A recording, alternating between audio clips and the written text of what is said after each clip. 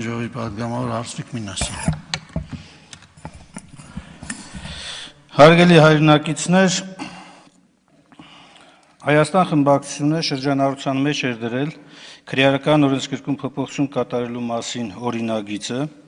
որով առաջարկում էինք քրեական օրենսգրքի գործող 136-րդ հոդվածը, որը վերաբերում է ցեղասպանություններին եւ մարդկության դեմ ուղղված հանցագործությունները հրապարակայնորեն հերքելուն, արդարացնելուն, դրանք քարոզելուն կամ դրանց վտանգավորությունը նսեմացնելու կարգավորումները փոփոխել, ավելի հստակեցնելու նպատակով ոչ միայն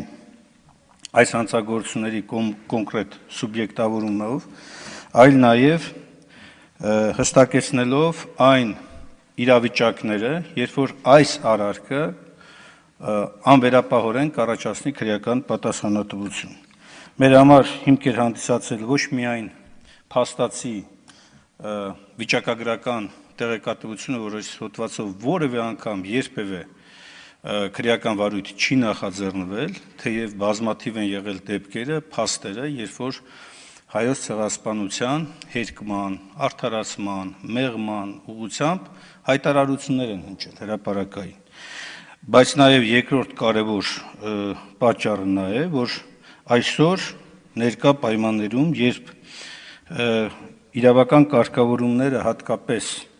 չափազանց կարևոր են, որպեսզի որևէ արարքի բնութագրում տրվի ճշգրիտ, շատ կարևոր է, որպեսզի մենք կարողանանք թե հայոց ցեղասպանությունը, թե Հայաստանի Հանրապետության կողմից պաշտոնապես ճանաչված ցեղասպանությունները եւ թե նաեւ միջազգայինորեն ճանաչված ցեղասպանությունները արդարացնողների նկատմամբ կամ այն դրա բացասական ազդեցությունը նվազեցնելու հրապարակային հայտարարություններ կատարողների նկատմամբ իրականացնենք քրեական հետապնդում, որովհետև առաջինը հայոց ցեղասպանության միջազգային ճանաչման, դատապարտման առանցքային խնդիրը եղել է հայ ժողովրդի անվտանգության կարևոր բաղադրիչը։ Երկրորդ հանգամանքը նա է, որ հատկապես Արցախում էթնիկ զտումների տեսքով իրականացված ցեղասպանության եւ նաեւ դրա միջազգային ընկալումների տեսակետից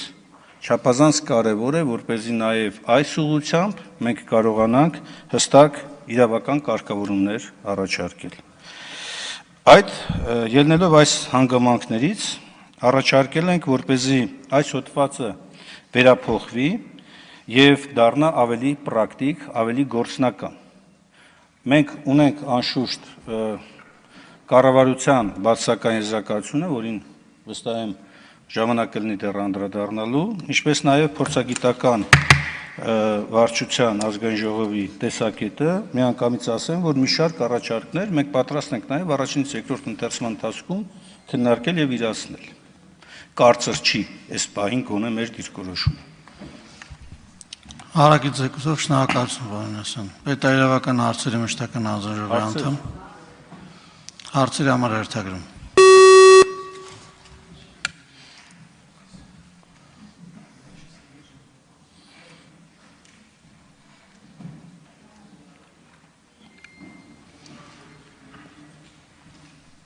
Համեցեք դեպին կարողության։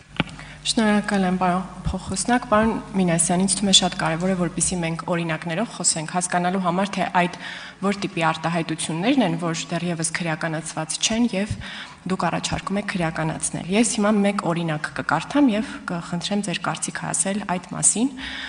Այս տարի ապրիլին Գևորգ Աջապահյանը ասել է հետեւյալը. ցեղասպանությունը ձեր պատճառով է, դիմելով աշխարհիկ իշխանություններին։ 1000 անգամ այդ մասին ասել եմ, մինչև 1890 թվական հայ ժողովուրդը ապրել է իր պատմական տարածքներում, Համիդի ջարդերը եղել են արդեն, երբ ձեր կուսակցությունները ստեղծվեցին։ 1890 թվականին ստեղծվեցին ձեր կուսակցությունները եւ ձեր առաջին լոզունգն էր եկեղեցուց խլել ազգային կառավարումը, ոչ թե Թուրքից, այլ եկեղեցուց։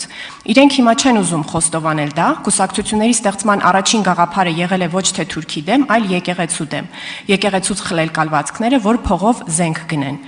եկեղեցուց ազգային կառավարումը խլել եւ կառավարել։ Եկեղեցին էլ ասեց. «Սիրելիներս, խնդրեմ, եկեք կառավարեք»։ Կառավարեցիք, 30 տարում վարի տվեցիք 4500 տարվա երկիրը։ Թուրքը ուզում էր հային ոչնչացնել, 11-րդ դարում չկարողացավ, 12-րդ, 13-րդ դարում չկարողացավ, գանք հասնենք 20-րդ դար, 20-րդ դարում ուզեց եւ կարողացավ, ինչու։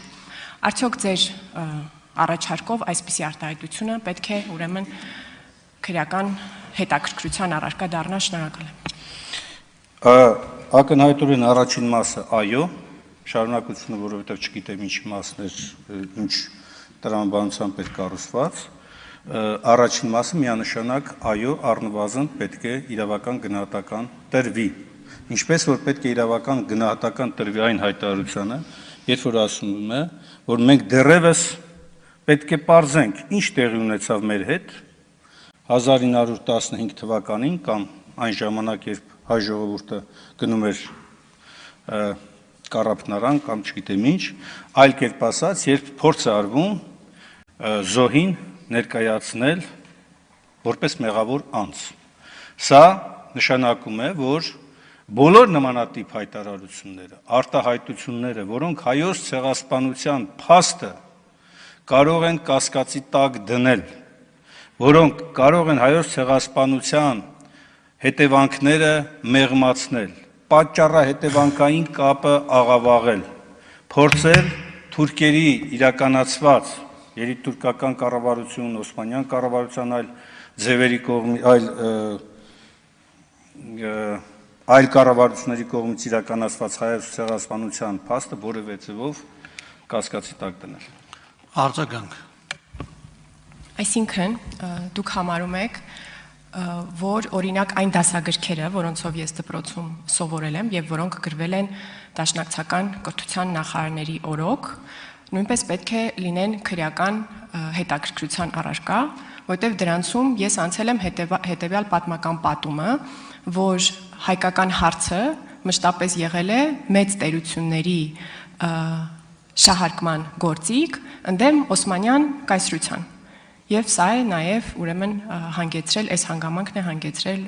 նաև հայոց ցեղասպանությանը։ Արդյոք սրան էլ եք կողմ, որպեսզի քրեական հետաքրքրության առարկան դառնան ուրեմն այդ դասագրքերը, եւ արդյոք նաև համարում եք, որ երբ ասվում է, որ խորհրդային միությունը եւս ինչ որ մի փուլում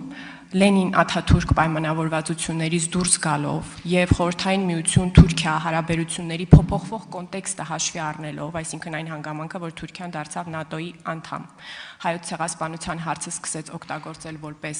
արտաքին քաղաքականության գործիք, կարծում եք այս միտքը եւս պետք է ուրեմն լինի քրեական հետաքրքրության։ Ոչ, ի տարբերություն առաջին դրվագի դա չի կարող լինել, որովհետեւ խոսքը գնում է ոչ թե ցեղասպանության փաստը հերքելու, դրա վնասակար հետևանքը նվազեցնելու, այլ այդ հարցի օգտագործմանն էր վերաբերում ձեր կողմից մատնանշված կամ տրված հղումը։ Բայց ի տարբերություն դրա, Տիկին Կարապետյան, օրինակ ձեր բազմաթիվ հայտարարություններ կարող են լինել քրեական իրավական տեսակետից առնվազն գոնե առերևույթ հնչեցած համատեքստում ուսումնասիրության եւ իրավական գնահատականի առարկա։ Ակնհայտորեն այնպիսի արտահայտություններ, որոնցով դուք փորձ եք անում մեղմել ցեղասպանության հետևանքները